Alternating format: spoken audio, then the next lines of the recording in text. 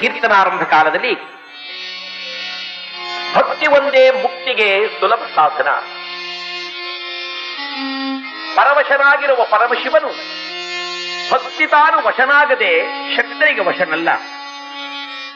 ಬಸವಣ್ಣ ಅವರು ಸಹ ಹೇಳಿದರು, ನಾದಪ್ರಿಯ ಶಿವನೆಂಬರು ನಾದಪ್ರಿಯ ಶಿವನಲ್ಲ, ವೇದಪ್ರಿಯ ಶಿವನೆಂಬರು ವೇದಪ್ರಿಯ ಶಿವನಲ್ಲ.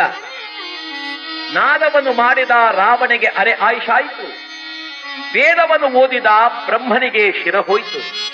ನಾದಪ್ರಿಯನೂ ಅಲ್ಲ, ವೇದಪ್ರಿಯನೂ ಅಲ್ಲ, ಭಕ್ತಿಪ್ರಿಯನೋ ನಮ್ಮ ಕೂಡಲ ಸಂಗಮ ದೇವ ಎಂದು ಹೇಳಿದಂತೆ ಲೋಕನಾಯಕನಾದ ಶಿವನು ಭಕ್ತರನ್ನು ಕಂಡರೆ ಅತಿ ಮಮತೆಯಿಂದ ಭಕ್ತಿ ಪ್ರೀತಿಯಿಂದ ಕಾಣುವ ಆ ಶಿವನ ಭಕ್ತರ ಚರಿತ್ರೆಯನ್ನ ಹೇಳುವುದೇ ಒಂದು ವಿಶೇಷ ಎಂದ ಮೇಲೆ, ಒಂದು ಕೂಸು ಕೊಡುಗೂಸು ಎಂಬ ಹೆಸರಿನಲ್ಲಿ ಮುಗ್ಧಳಾಗಿ ಶಿವನನ್ನು ತನ್ನೆಡೆಗೆ ಬರಮಾಡಿಸಿಕೊಂಡ ಆ ಮಹಾತಾಯಿಯ ಚರಿತ್ರೆಯನ್ನ ಹೇಳಿ ನಾವೆಲ್ಲರೂ ಶಿವನ ಕೃಪೆಗೆ ಪಾತ್ರರಾಗೋಣ.